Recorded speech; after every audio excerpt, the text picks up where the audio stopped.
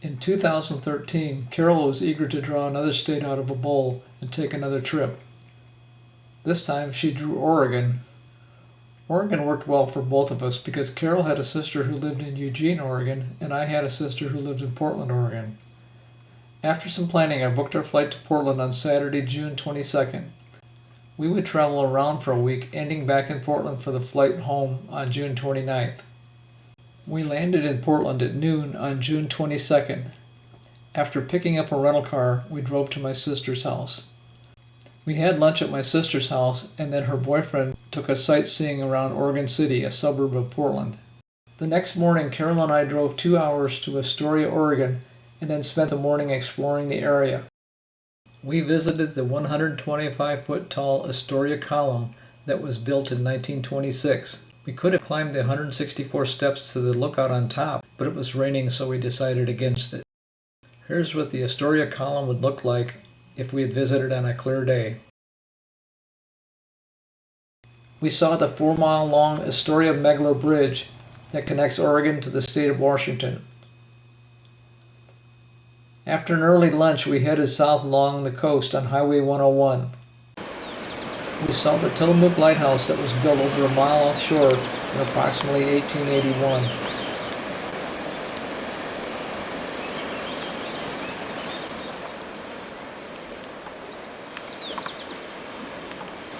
After a rainy day of exploration, we stopped in Lincoln City, Oregon for the night. This was our view of the beach.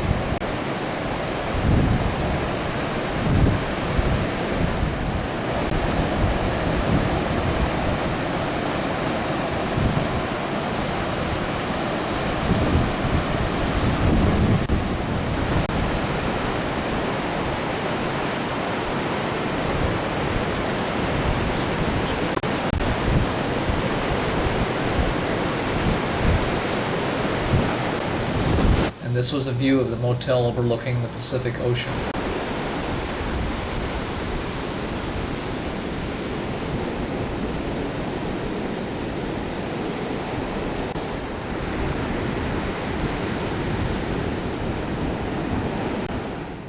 After breakfast on June 24th, we continued south on Highway 101. Shortly after we left the motel, we saw this old steam engine sitting near the highway. Later, we saw the Laguna Head Lighthouse, built in 1871. We also saw a large gathering of birds on the rocks near the lighthouse. 4 miles later, we found the Yaquina Bay Lighthouse. This lighthouse was also built in 1871. The Laguna Bay Lighthouse is the only lighthouse in Oregon with a light on the same building as the living quarters. After stopping for lunch near Newport, we visited the Newport Aquarium. So they're quite clumsy up on them. So seals are not going to be out quite as far as sea lions because they can't climb around on rocks quite as easily as these guys can. And then also harbor seals are pretty solitary animals. They don't tend to hang out in groups. While sea lions are extremely social. So you can hear me on the other side of the exhibit. Good. These guys do have a very distinct fur. Harbor seals do vocalize with one another when they have to, but it's more of a growling or even a raspberry blowing noise. They don't really, they don't get really vocal like these guys do, isn't that right, buddy? Good job. Very nice.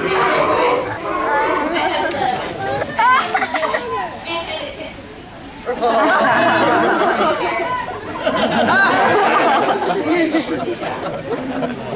So, those are some of the easiest ways to tell these guys apart.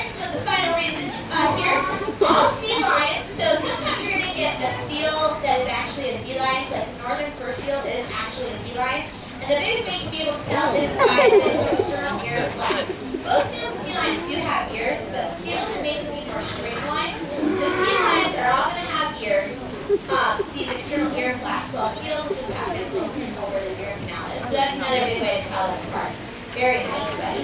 Now I'm working on a variety of behaviors with these animals, and I should point out that Max is 450 pounds. He very easily outweighs me, and thank goodness for that, right? But I can't make him do anything he doesn't want to do, nor would I ever want to. So the best thing I can do here, my job here at the aquarium is pretty simple. While at the Newport Aquarium, we saw these sea nettles.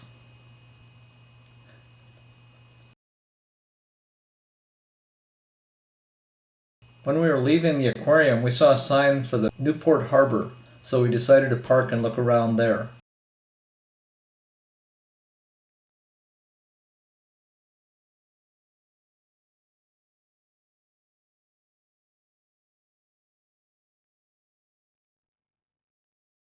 After a short walk at the harbor, we drove south until we came to Devil's Punch Bowl. Unfortunately, we arrived during low tide, so there was nothing to see. Continuing south, we saw sea lions climbing out of the ocean and laying on the rocks.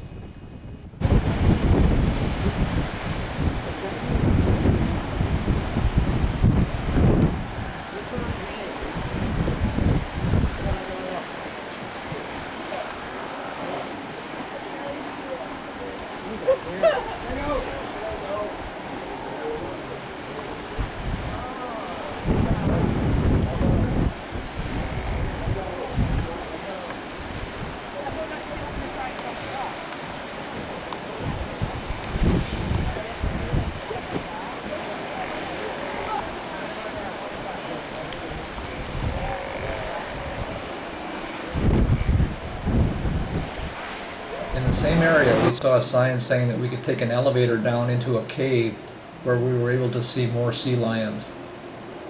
This cave was discovered in 1880 by Captain William Cox, who had piloted his boat into the western entrance of the cave.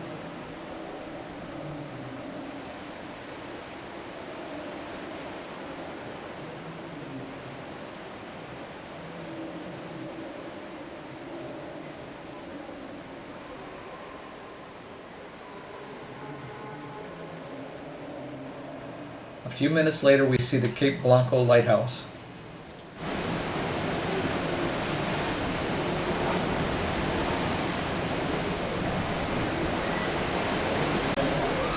When we arrived in Florence, Oregon later that afternoon, we turned east away from the ocean and Highway 101 for the 1-hour drive to Eugene. As I said earlier, Carol's sister lived in Eugene, but her sister had lost her husband, and as a result, it put her house up for sale during the early planning stages of this trip. We found out before leaving home that Carol's sister had sold her house and was packing to move back to the Midwest. So with Carol in daily contact with her sister, we made arrangements to meet her at a restaurant for dinner that evening. After a nice visit with Carol's sister, Carol and I got onto I-5 South and drove an hour until we got to Roseburg, Oregon, where we would stay for the night. On June 25th, Carol and I left the motel and traveled east along Highway 138. We're headed to Crater Lake, Oregon. On the way, we passed through an area that had been damaged by a forest fire several years earlier. We also passed a stream where people were fly fishing. When we stopped at Diamond Lake for a short break, we see snow-capped mountains in the distance. We arrived at Crater Lake a short time later to find the temperature was 39 degrees Fahrenheit and very windy. We were totally caught off guard by these cold temperatures. The story behind Crater Lake is that 7,700 years ago, 12,000-foot Mount Mazama was destroyed by a volcanic eruption. This eruption blew the top off Mount Mazama. Years later, the resulting caldera began to fill with melting snow and rainwater.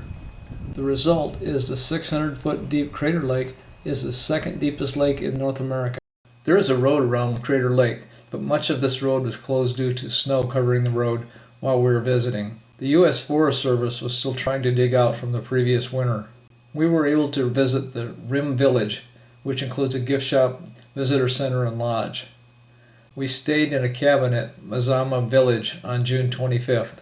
On June 26th, Carol and I left Crater Lake through the north entrance of the park and caught Highway 97 Mount Hood. This is a picture of Mount Hood taken off the internet. This is what Carol and I actually saw. We arrived at the base of Mount Hood mid-afternoon and then followed the 4-mile road up the side of the mountain to Timberline Lodge. Timberline Lodge is at an elevation of 6,000 feet, 3.6 miles below the 11,248-foot summit of Mount Hood. Average snow depth at Timberline Lodge during ski season is 21 feet. People can ski at Timberline Lodge 365 days a year. While we were at Timberline, we were told that an experienced 59-year-old hiker had been missing for 4 days. It was cold and gloomy, but search and rescue crews were still out looking for this person. We saw people skiing down the hill behind the lodge. We also saw 2 parked snowcats. We stayed at a bed and breakfast in Parkdale, Oregon, near the base of Mount Hood that evening. Parkdale is the heart of fruit country in the Northwest.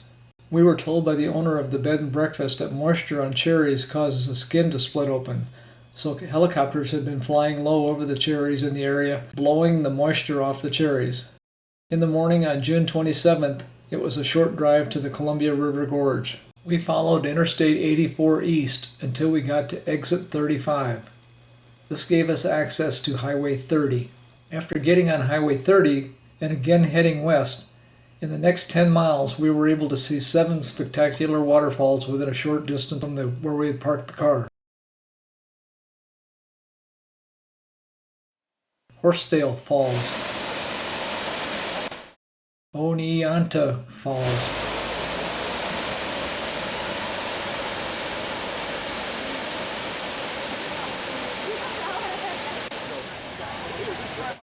Multnomah Falls,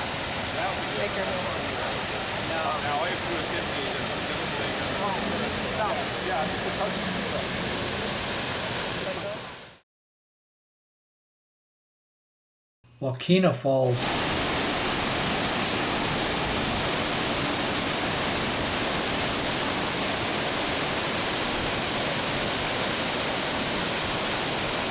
Bridal Veil Falls,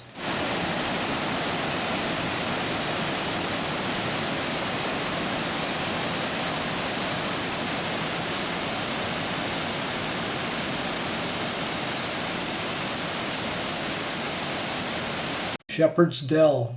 We apparently missed seeing the waterfall at Shepherd's Dell.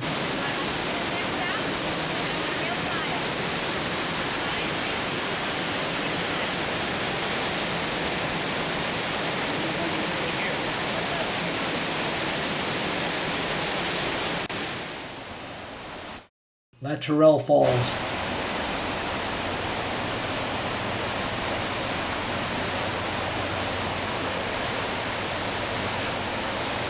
After seeing the waterfalls, we continued down Highway 30 until we were able to get back on the interstate.